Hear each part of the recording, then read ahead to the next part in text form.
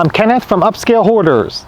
Chris and I have decided to open up our garage and warehouses to give you a glimpse of what we have hiding in our collections. Today we have a 2017 Lexus LS460. This engine is a 4.6 liter V8 engine. Now if you're going to do pedal to the metal, this can do it. You got to get to that cruise ship terminal before the buffet line closes. So step on it and get going. You probably have seen this car driven mostly by mature adults like me, part of the AARP crowd. The acceleration is mostly smooth and quiet. If you're in a hurry to get your favorite early bird special at your restaurant or to get to that bingo match, you'll see it driven a little bit more moderately. This model is an all-wheel drive and comes in standard wheelbase. So here you'll learn some details on what it's like to own this 2017 Lexus LS460. Now this car is specifically tuned for comfort, so handling is just moderately okay. It's not sporty driving, but when you look at the car, you can tell it's a plush luxury car and it's not a sports car.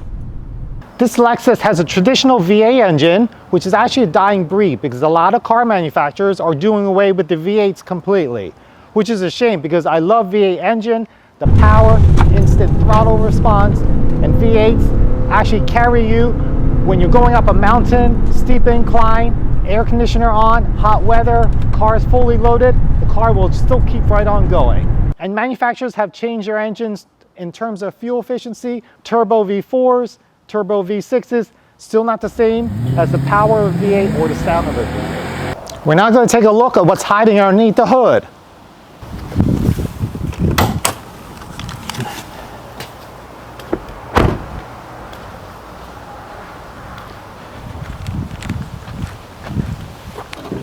Oosh.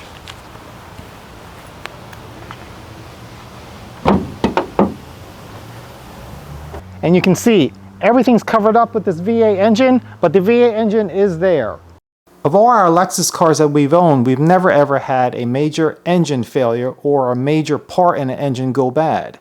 Lexus engines are just that reliable. All it needs is an annual oil change. And don't forget to do the additional service requirements according to the Lexus manufacturer. Lexus has a 30,000 mile requirement for service. That requires replacement of parts and fluids. The cost of 30,000 mile service ranges anywhere from $700 to just over $1,000. The cost of 30,000 mile service is much less compared to European competitors. I've never had a problem with the oil leaking from any Lexus engine, and we've owned many Lexus cars for the past several decades. 1989 was a year I remember fondly. Back then, Toyota announced that they were starting a luxury line. I got very excited. I saw the first Lexus come out in 1990, which was the LS400. I saw it, I knew I had to get one, but I was too young back then. I think I was like maybe 5 or 10 years old, I forget. But one of those days I thought I was gonna eventually get one in my collection. So here it is. The Lexus LS body series has a long history. The first model came out in 1990 and then was redesigned in 1995. The next design was 2001. The next redesign was 2007. Another body change in 2013.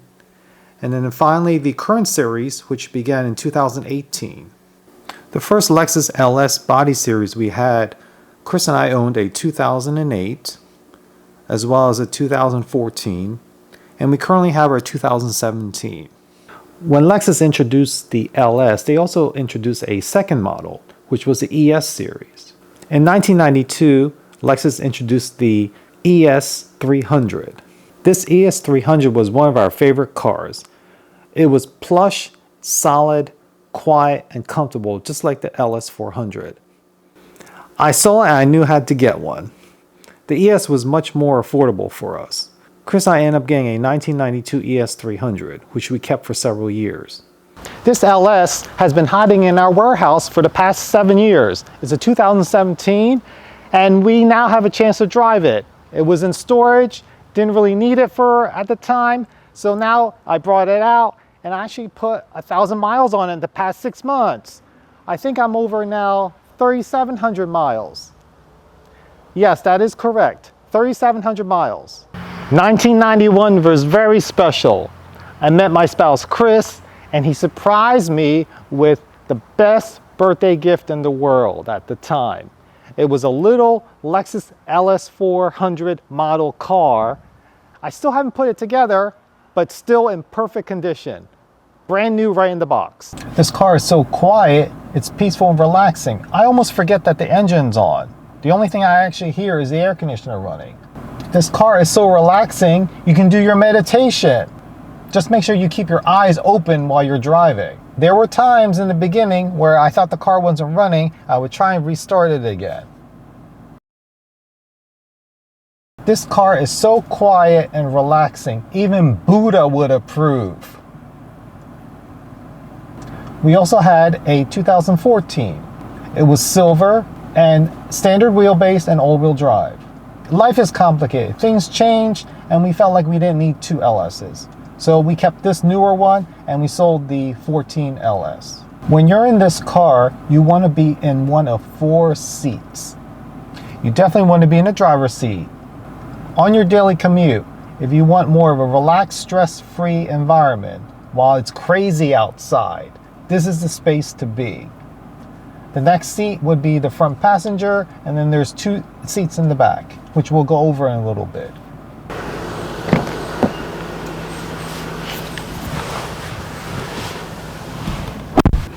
This is also one of the best places to be in this car, the back seat. I have a ton of leg space. It's almost like riding a limousine back here. Headspace is good, comfortable seats, definitely lots of leg space. So your little ones can still kick about and be nowhere hitting the back of your driver's seat. This seat is where I would be driving. So definitely you feel luxurious and pampered. These seats remind me of being in a plush, easy chair in your living room. Now be advised, the middle seat is the place where you do not want to be. So if there's someone that you're driving and you don't like them, that's the seat you put them in. Otherwise, the seat you want to be is everywhere but this middle back seat. The center seat in the back is actually a poor design because it's kind of raised hump. The cushioning is hard, it's not soft, and it doesn't give. And if you're like a tall person like me, your head is like up against the roof here. So there's not much headroom space.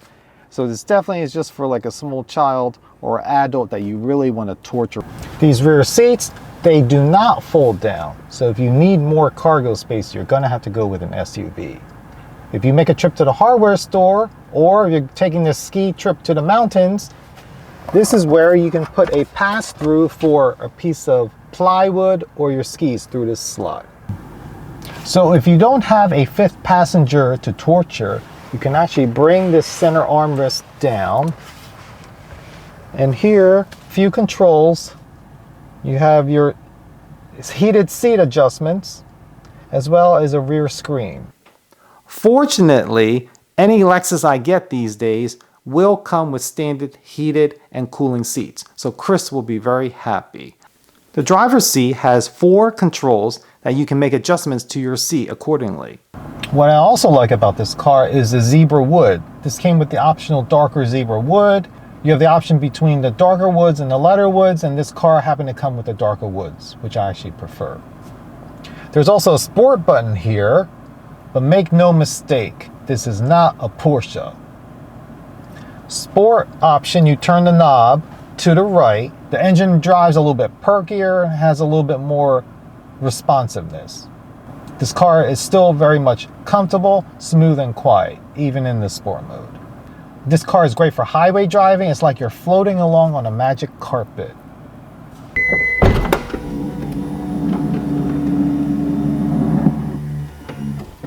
As an upscale hoarder, this is my happy space. Chris and I have a lot of baggage, so here all goes. This trunk space is rather large for its classification. If you have large items like tall boxes that don't fit in the trunk, try the back seat. If that doesn't work, well, you gotta get another vehicle. These all-season tires are made for comfort and traction during bad weather. It's also quiet during your drive. So these are definitely not sport tires. If you try and take it to the limit around curves, you will end up understeering.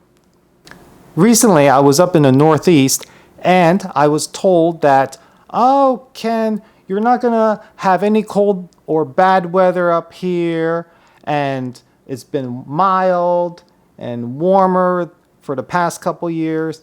And lo and behold, I get up there and the temperature is freezing. It goes under freezing for many days, weeks actually. And then I'm actually there for 2 snowstorms. And this was snow that wasn't even supposed to happen since there was no snow the past couple years. So just my luck, I happened to be in the Northeast when there was snow, bad, cold weather. At the time, I didn't have my SUV, but I had this LS460. So I had to get back to my home, and then there was an unexpected surprise snowstorm. It came early. It wasn't supposed to come up for at least another couple hours. Unfortunately, I got caught in driving this bad snowstorm twice. Not just once, but twice.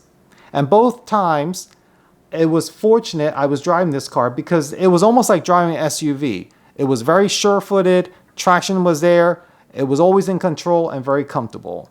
In fact, when I was driving over heavy packed snow, the snow had accumulated several inches on the turnpike, and all these SUVs were going at a good speed, and I was able to keep up with traffic, no problem at all. So this car is great in bad weather. The only thing is you gotta watch out the snow amounts. I would say about 4 inches of snow or less, you're fine. If there's anything more than 4 inches of snow, you'll have to switch to an SUV. Because at that point, you'll just be pushing snow around, as this car has a much lower clearance than compared to an SUV. Usually Lexus is very reliable because of the Toyota brand, but things do happen and things do break. So it is rare that something will go wrong, but usually it doesn't happen. This car, the air conditioning, actually had to be replaced after only about maybe 700 miles. What happened was, I would set the air conditioner on the temperature and then get out and leave the car and then come back and restart it. And then for some reason, it seemed like there was someone had tampered with the AC and turned it off. When you set the temperature on this car, it remembers it when you leave and you come back. But for some reason, every time I kept coming back in this car, it would not remember my temperature and it was completely shut down. Like someone hit the off button. And I just couldn't figure out what was happening. After several times, took it to the dealer and they ended up replacing the whole module for the air conditioner under warranty. And I recall there was an air conditioning problem with our 2014. So what happened was, in very hot weather, like we'll say about 100 degrees, I'm on the street at a traffic light, there's cars around me, and this was in Florida, and so when the temperature is 100 degrees, the real field temperature is like 110 degrees or more, so it's very hot. And for some reason, the air conditioner would just stop pumping out cold air. The fan would still be going, but was blowing out hot air. And there was no cold air coming out of the vents. So I'm wondering what is going on.